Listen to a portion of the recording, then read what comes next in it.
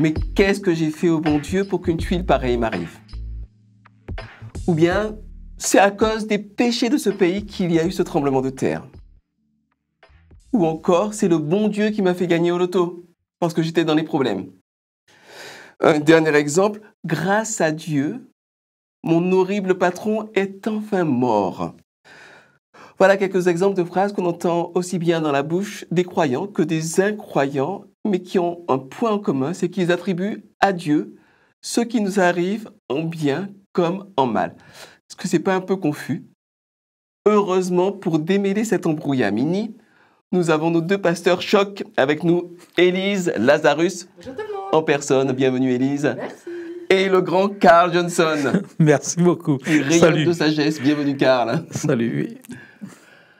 Alors, on va peut-être se recontextualiser un petit peu. On a quitté Joseph en tant que personne, et puis Joseph va avoir une descendance, Jacob va avoir une descendance, qu'on va appeler le peuple d'Israël. Est-ce que l'un d'entre vous peut me résumer un petit peu ce qui se passe pour ce peuple, ce qu'il devient après la mort de Jacob, après la mort de Joseph? Bon, l'histoire nous fait comprendre que le départ, c'était ça, bienveillance de Pharaon. Les frères de Joseph sont heureux. Et ensuite, l'histoire nous apprend que nous revient avec cet esclavage terrible, n'est-ce pas, où le peuple est nombreux et ils sont au service du peuple, du roi Pharaon. Mais alors, comment ça se fait qu'ils soient devenus esclaves? Qu'est-ce qui s'est passé? Bon, on n'a pas dans le texte le déroulement des choses, mais l'histoire confirme que très souvent, des peuples, au départ, bienveillants, et bien après, ça a été la catastrophe. Les choses ont mal tourné ou je ne sais pas quoi. Et bien, ils ont fini comme esclaves. Tu vois. Et ça arrive souvent. Merci beaucoup. Et combien de temps ils ont été esclaves de ce peuple égyptien, les Israélites? Est-ce que tu as une idée, Élise, un petit peu? Alors en effet, dans le texte, on donne une période de temps qui a pu se passer. En tout cas, à partir du moment où ça commence à sentir le roussi pour ce peuple d'Israël, ces Hébreux, comme on va les appeler, c'est 400 ans où ça se passe mal. D'esclavage. D'esclavage. Oh. Après, il faut se rappeler, l'esclavage, c'est pas l'image qu'on en a, nous, aujourd'hui, par rapport à ce qui a pu se passer dans les colonies, aux États-Unis, dans les champs de coton, etc. En Égypte, c'était quand même pas drôle. Hein. L'esclavage, c'était pas la joie. Mais il n'y avait pas un danger de mort imminent. C'était plus une privation de liberté en tant que peuple. Tu fais plus ce que tu veux. Tu es considéré comme une sous-catégorie et on met tes talents au service de Pharaon. On te donne à manger correctement parce qu'en plus, là, c'était des gens plutôt doués de leurs mains, des artisans. Donc, ils n'étaient pas mal nourris, ils n'étaient pas fouettés, ils n'étaient pas... Mais bon, il n'empêche que quand on te prive de ta liberté, de ton droit de choix, c'est pas extra. Ouais. Et pourquoi ça s'est passé comme ça? Si la Bible n'en parle pas du tout, les historiens ont constaté que l'Empire d'Égypte a plusieurs fois subi des changements de régime. Donc par exemple, à un moment, ce sont des étrangers qui sont venus pendant un certain temps qui ont réussi à se placer comme pharaon. Et ça a duré quelques années, et quand ça s'est arrêté, changement de régime. Et quand il y a un changement de régime, ben, ceux qui étaient sympathiques au régime d'avant, on s'en méfie après. Ça devient peut-être des espions, peut-être des ennemis. Ils vont peut-être essayer de remettre en place ceux qui étaient avant. Et puis ils sont beaucoup en plus. Ouais, on va les... En plus, ils ont une terre... la Bible, ça par contre, nous dit que les Hébreux, ils avaient une terre très fertile. Ouais, ça ne plaît pas. Ces étrangers-là qui sont un peu trop... Donc... On limite au maximum leur capacité à influencer le pays pour être sûr de rester en place. On crée un nouveau soleil. Ça a toujours été comme ça. Et on le voit encore de nos jours. Voilà. Et donc, ça explique peut-être pourquoi on est passé d'une telle... un pharaon qui fait extrêmement confiance au peuple et qui les favorise, à les derniers des derniers dans le pays, on vous tolère, mais on fait ce qu'on veut de vous, quelque part. On vous réduit en esclavage. Je pense qu'on vit cela aujourd'hui. Non, je voulais reprendre ce que tu viens de dire. L'histoire se répète. Il n'y a rien de nouveau sous le soleil. J'écoute un petit peu comme tout le monde les explications de cette guerre en Ukraine, de l'élargissement de l'OTAN. Tous ces pays étaient à un moment frères. Oui, c'était le même territoire et aujourd'hui, ces mêmes pays sont devenus les ennemis. Bien sûr, les historiens peuvent suivre le déroulement des choses, mais nous ne sommes pas là devant quelque chose qui soit tout à fait inhabituel. La bienveillance se change en méfiance, en vengeance. Et bien, tout au long de l'histoire, chez les peuples, même dans les familles, ça se vit à ce niveau. Tout à fait, tout à fait. Alors, on va maintenant se plonger dans le texte biblique. Et on va prendre donc l'Exode, le livre de l'Exode qui relate ce passage, justement, où le peuple d'Israël va être libéré d'Égypte. Et est-ce que l'un d'entre vous peut me lire le chapitre 14, versets 1 à 8 ? Exode 14, versets 1 à 8. L'Éternel parla à Moïse et dit : « Parle aux enfants d'Israël, qu'ils se détournent et qu'ils campent devant Pi-Hahiroth, entre Migdol et la mer, vis-à-vis de Baal-Tséphon. C'est en face de ce lieu que vous camperez près de la mer. Pharaon dira des enfants d'Israël : ils sont égarés dans le pays, le désert les enferme. J'endurcirai le cœur de Pharaon, et il poursuivra, mais Pharaon et toute son armée serviront à faire éclater ma gloire, et les Égyptiens sauront que je suis l'Éternel. Et les enfants d'Israël firent ainsi. » 8, tu avais dit ? Jusqu'au verset 8, s'il te plaît. On annonça au roi d'Égypte que le peuple avait pris la fuite. Alors le cœur de Pharaon et celui de ses serviteurs furent changés à l'égard du peuple. Ils dirent : « Qu'avons-nous fait en laissant aller Israël dont nous n'aurons plus les services ?» Et Pharaon attela son char et il prit son peuple avec lui. Il prit 600 chars d'élite et tous les chars de l'Égypte. Il y avait sur tous des combattants.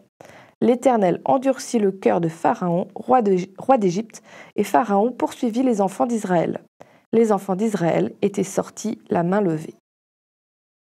Alors là, les amis, j'ai un peu de mal à comprendre ce Dieu qui envoie Moïse libérer le peuple, qui envoie les plaies d'Égypte, les fameuses 10 plaies d'Égypte, pour contraindre Pharaon à libérer le peuple, puis qui endurcit le cœur du Pharaon afin de faire éclater sa propre gloire. Alors, qu'est-ce que c'est que ce Dieu qui hypnotise les gens, qui les force à faire des choses ? Qu'est-ce que ça veut dire qu'il contraint, qu'il endurcit le cœur de Pharaon ? Qu'est-ce que tu en penses, Élise ? Alors, je pense que c'est un problème que tu vas trouver dans plusieurs endroits de l'Ancien Testament, donc la première partie de la Bible, où tu vas avoir Dieu qui endurcit le cœur. Il faut bien comprendre que la Bible dit des choses vraies, mais que Dieu a choisi que ce soit des êtres humains qui l'écrivent avec les connaissances qu'ils ont. Et les conceptions qu'ils ont. Conceptions qu'ils ont à ce moment-là.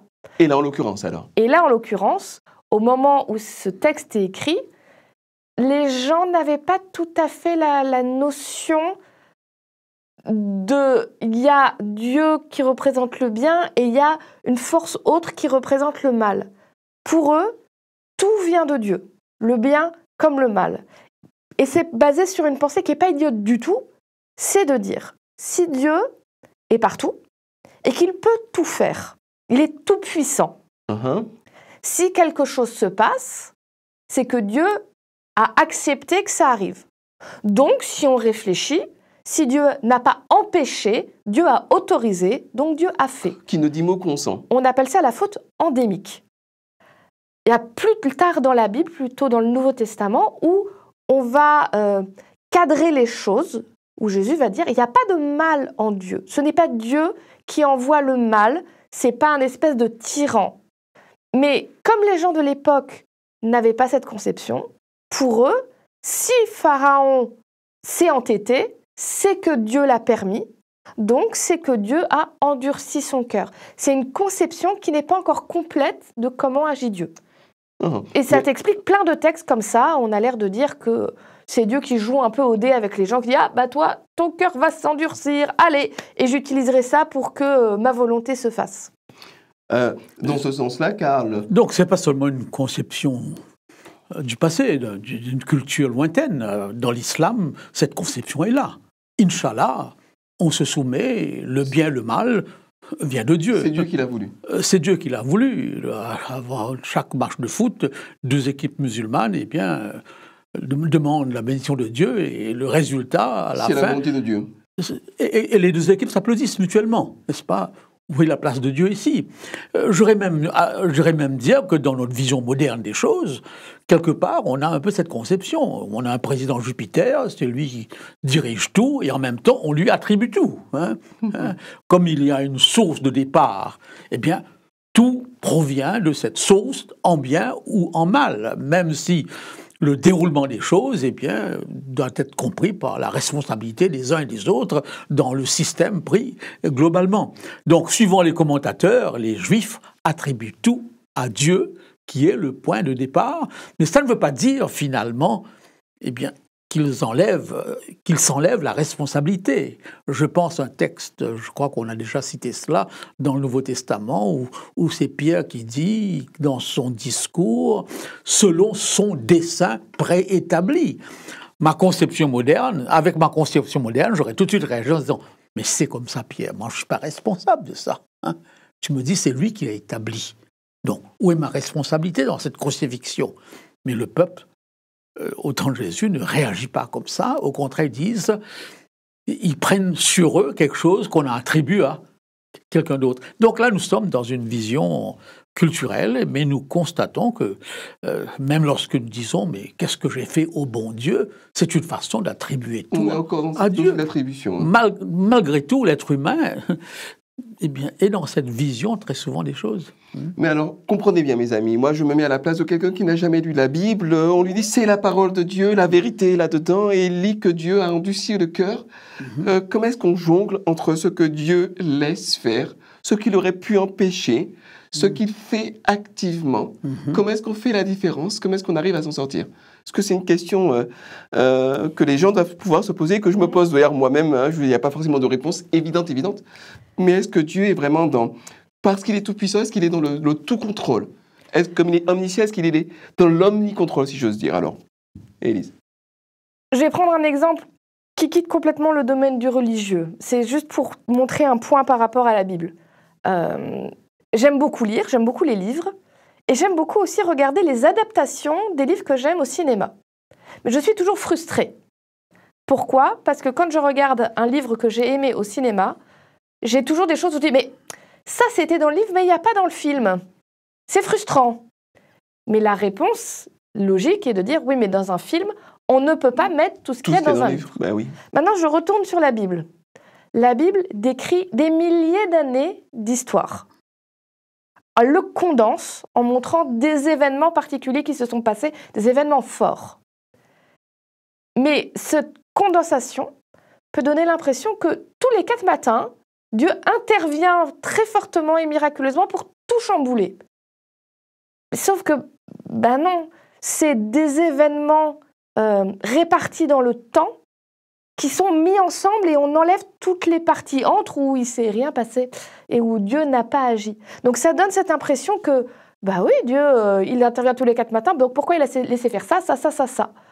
Or, ce n'est pas la réalité. Je crois que dans la réalité, Dieu a choisi une posture qui est de dire « vous les êtres humains qui croyez en moi, qui voulez porter mes valeurs, vous allez être mes pieds, mes mains et ma bouche. » Est-ce que tu veux préciser ce que tu veux dire par là? C'est vous qui allez faire. Je vais vous inspirer, vous donner l'envie d'agir pour améliorer ce monde.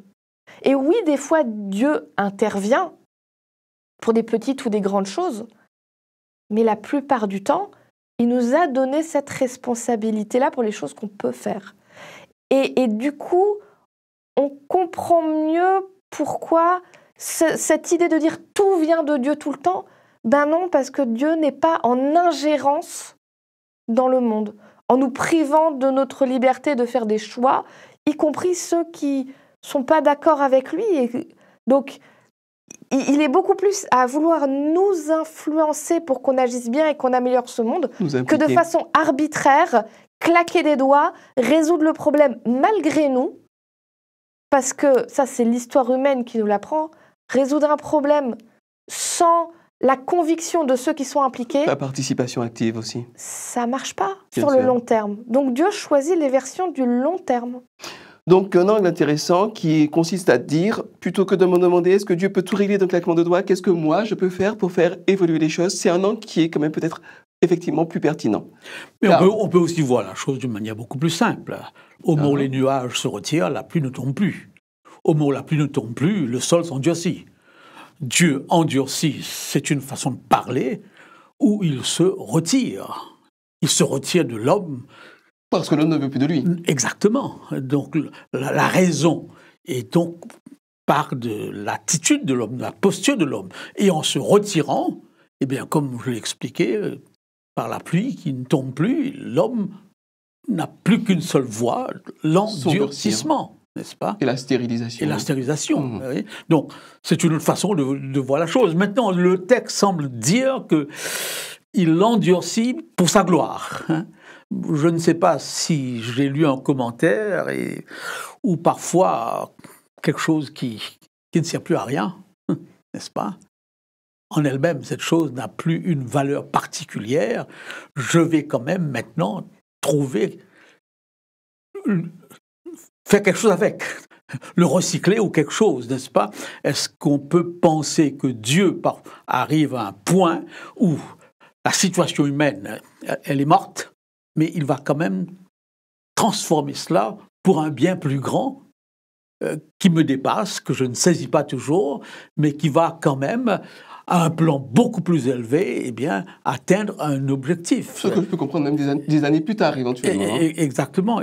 Et là, la liberté de l'homme n'est pas touchée en soi, parce que c'est à partir d'un déchet que Dieu construit autre chose. Très souvent, dans certains domaines médicaux et autres, on voit ce processus, n'est-ce pas, où à partir de quelque chose qui est mauvais en soi, on va produire, eh bien, quelque chose de bon. Intéressant. Alors, chers amis internautes, je résume quand même ces deux interventions qui sont précieuses l'une comme l'autre. Première, celle de Karl. Ça n'est pas que Dieu endurcit littéralement le cœur de Pharaon, c'est que Pharaon ne veut plus de Dieu et que naturellement il va s'endurcir.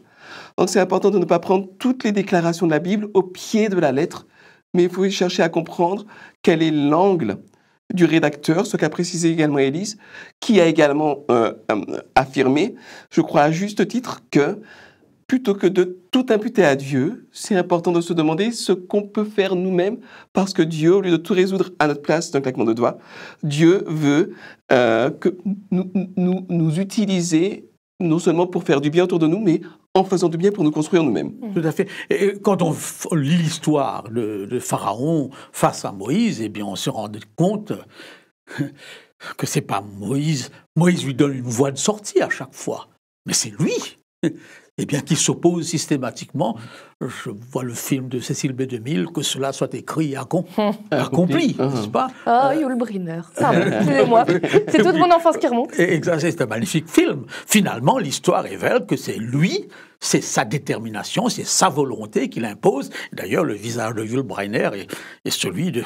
C'est moi le macho, c'est moi le patron ici, n'est-ce pas? C'est pas toi, Moïse. Donc, l'histoire va beaucoup plus dans le sens de Pharaon qui s'endurcit systématiquement après au moins 10 avertissements qui n'aboutissent à rien. Qui n'aboutissent à rien. C'est important de se demander quelle est la responsabilité de l'homme dans ce contexte-là.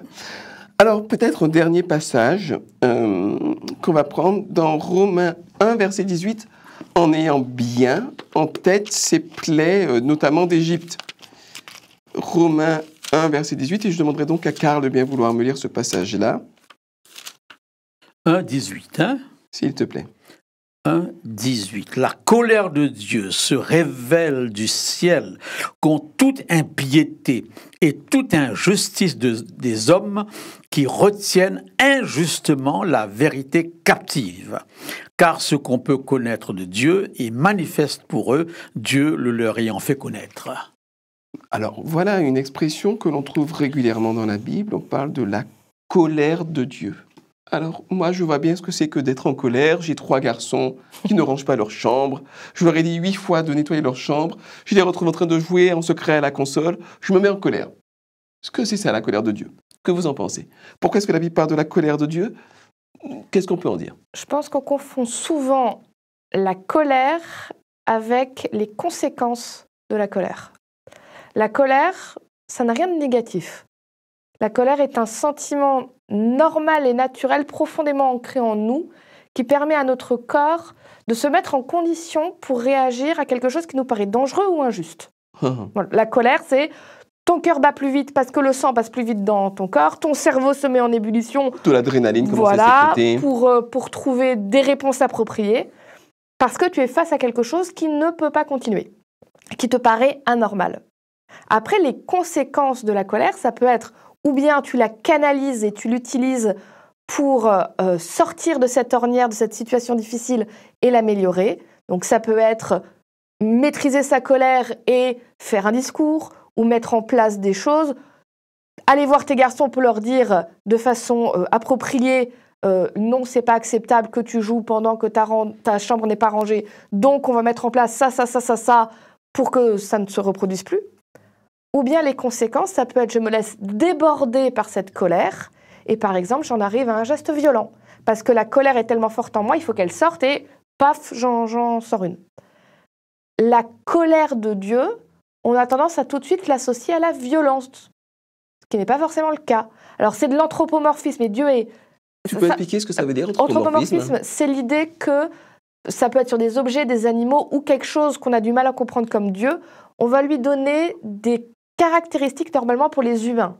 Moi, mon chien, de temps en temps, je dis « Oh, il sourit ». C'est un anthropomorphisme. Mon chien ne sourit pas. Mon chien ouvre la bouche pour avoir de l'air, pour avoir moins chaud.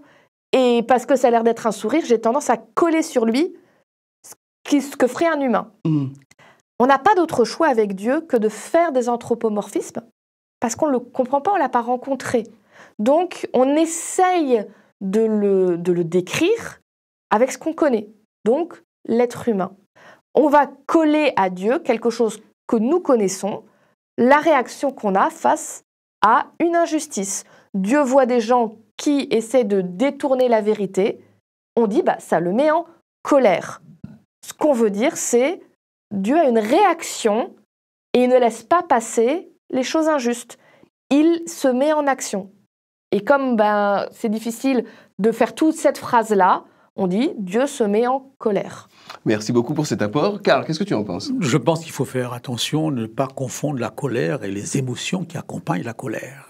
En tant qu'être humain, lorsque nous exprimons notre colère, c'est par des coups, des paroles dures, etc. Et parfois, l'enfant ne comprend plus rien, n'est-ce pas, par rapport à cette exagération émotionnelle par rapport au sentiment de colère. Il n'y a rien de plus normal face à l'injustice, face à l'inhumanité, face à éprouver un dégoût, une tristesse, à vouloir même changer immédiatement les choses. La colère de Dieu, c'est chez lui cette incompatibilité avec le mal. Nous sommes dans un monde où nous nous habituons au mal. Personne ne parle plus tellement de l'Ukraine actuellement. On s'y habitue.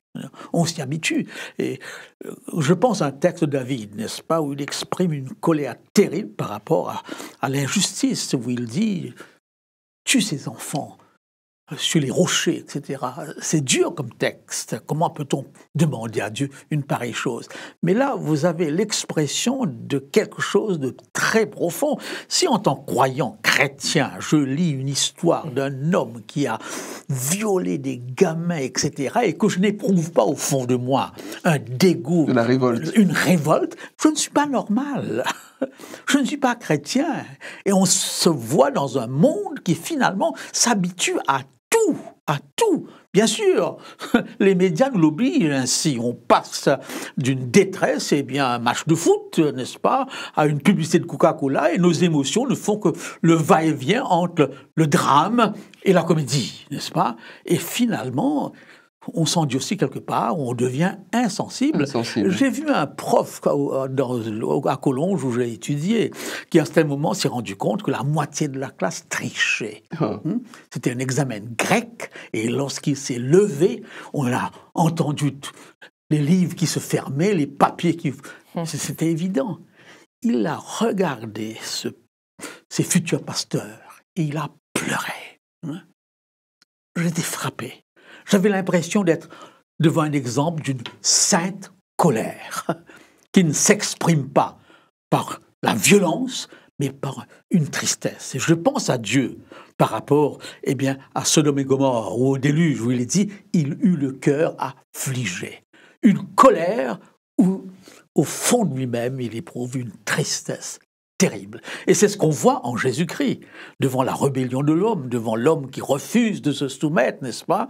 Eh bien oui, je frappe à ton cœur, à ta porte, je frappe à ta porte. Mais devant cette porte qui ne s'ouvre pas, on a l'impression que le Christ s'en va, mais avec beaucoup de douleur de voir que l'enfant, se révolte. Donc, bien sûr, comme l'a dit Élise, c'est un anthropomorphisme où on parle de Dieu comme si c'était un homme. Dans les termes humains. De toute façon, on ne pourrait pas parler autrement, on n'aurait rien compris. Il faut bien qu'on nous parle dans les termes qui sont les nôtres. Mais en même temps, ça porte parfois confusion. C'est pour cette raison que pour moi, le Christ est la lumière qui permet de comprendre qui est Dieu. Avec l'Ancien Testament, on est très souvent confus, mais avec le Nouveau Testament, en Jésus-Christ, les choses sont plus claires. Eh bien, ce sont d'excellents termes de conclusion à la lumière de l'amour de Dieu révélé en Christ, et nous aurons l'occasion d'en parler. L'action de Dieu, y compris dans l'Ancien Testament, devient beaucoup plus claire. Les anthropomorphismes qui sont utilisés portent moins à confusion. Et ce que Dieu fait dans la vie du peuple d'Israël, il peut également le faire dans la vôtre et vous utiliser pour apporter du soulagement et du mieux à ceux qui sont autour de vous. Merci de nous avoir suivis et à bientôt.